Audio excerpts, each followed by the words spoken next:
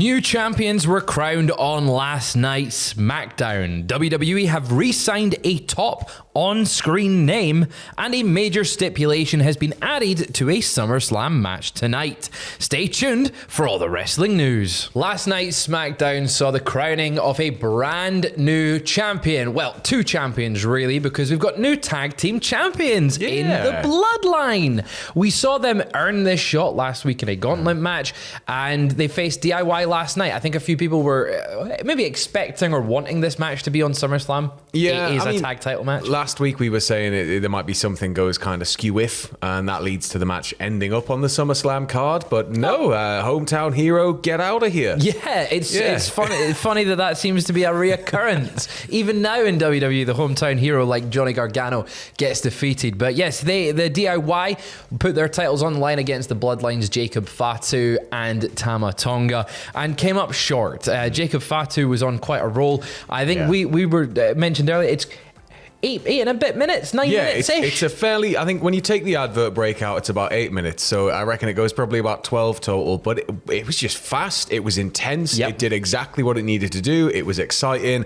It showcased Tama a bit more, I think, because everybody knows Jacob's like crazy, but I think it was like sort of the fluidity of Tama's style came across a lot more, and it cemented them. Dead right. Look at Solo with the belts, just standing there at the end like the absolute Don he is. That's the thing, yeah. As soon as they won the belts, which Jacob did, he was the one that scored the pin for his team with a super kick, a pop-up Samoan drop, a jumping best moonsault ever. After coming straight off, like getting planted on his head, he just straight back up. Straight back up. Yeah. His best moonsault ever is insane. He flies halfway across the ring, he hit that moonsault, and as if that wasn't enough, he then picked up Johnny Gargano and hit like an impaler twisting DDT, final cut type of thing. And then they won the belts and gave them both to Solo Sikoa, who stood there with both belts draped over him as they put up the ones. They acknowledge him. If they win any more titles, and I mean, he's going to start looking like the picture of Keiji Muto, where he's got like the triple crown and everything. Yeah. It's just like... Or Christian Cage. Yeah. Or Christian Cage at current day AEW, because it was a very cool image. I feel like we're going to get something tonight on SummerSlam. He comes in with both those belts. And maybe if Roman Reigns comes back, we've got a little bit there where Solo's the one with the belt. I'm still hopeful that he's not, and that Solo's going to walk out with the title. I just think it'll be a very, very interesting prospect. We'll have more on that later on just now. But we're going to join over to our other tag team title match on SmackDown last night, which was the Unholy Union. Putting their belts on the line against Jade Cargill and Bianca Belair.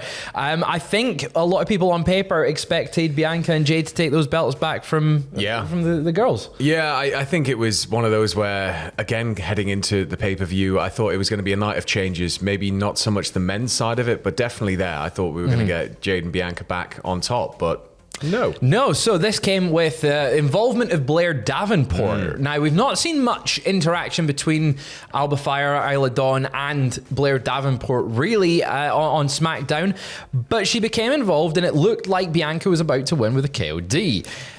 However, on the ring side, Blair got involved and hit Jade Cargill, prompting a disqualification, which means that the title belts don't change hands. Yeah, then they posed, they celebrated together backstage. It looks like this is going to be a cemented group moving forward, with Blair in maybe an enforcer role, or maybe we're going to get a trio team here. That's the interest. Do they freebird the belts? Do they freebird them? It'd be nice to see more of Blair. Yes. I think like in that kind of situation. So yeah, maybe hopefully Freebird situation. If not, then I guess she's going to be Diesel for a bit. Yeah, perhaps. Well, you mentioned that they were speaking and celebrating backstage. They were asked by Byron Saxton on a WWE SmackDown digital exclusive about like why they are a group, and they sort of alluded to their history, NXT UK.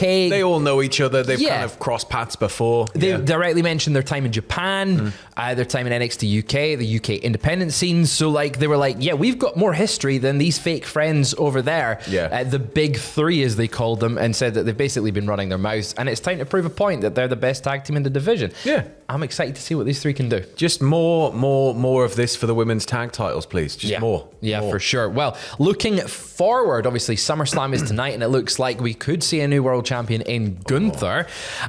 But according to Worked Wrestling, WWE is planning a major match for Gunther in the future. What is it, Sam? So yeah, Worked Wrestling reported that WWE are planning John Cena versus Gunther for Cena's retirement tour. So obviously Cena's going on this big year-long thing, I guess. Yeah. And it's going to culminate maybe at the end of next year. But essentially, there's going to be all these high-profile matches because, of course, there is. It's John Cena, and he's going away potentially forever, even though it's wrestling. It's wrestling, yeah. But it makes sense. Gunther is one of the fastest rising stars in the world of wrestling. I mean, I say fastest rising stars. He's already a megastar. He's a megastar, yeah. He's just sort of a king waiting to be crowned, and going up against somebody like Cena, I think it's going to be a different type of match than we'd maybe be used to seeing with Cena. I think that it's going to be something that's going to exhibit Gunther's best abilities as well. So I think that they're going to be able to tell, even though it sounds like these are all going to be quite exhibition-y matches here for Cena, it feels like it's going to be able to tell a good story with whatever build they are able to pull off with it. Well, the report mentions it's going to be on a marquee PLE. So you're assuming a Survivor Series, a Royal Rumble, WrestleMania,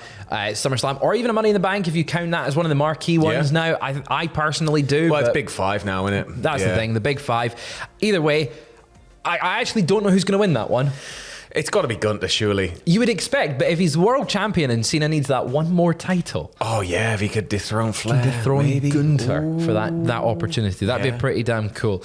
Looking at some independent wrestling now, though. Matt Cardona recently, he's been out of action for quite a while, and last night at GCW's No and Forever, he has announced that he's going to be making his return to the ring at GCW Homecoming. Yeah, he's been the GCW GM, or the self-appointed GCW GM for quite some time with this injury.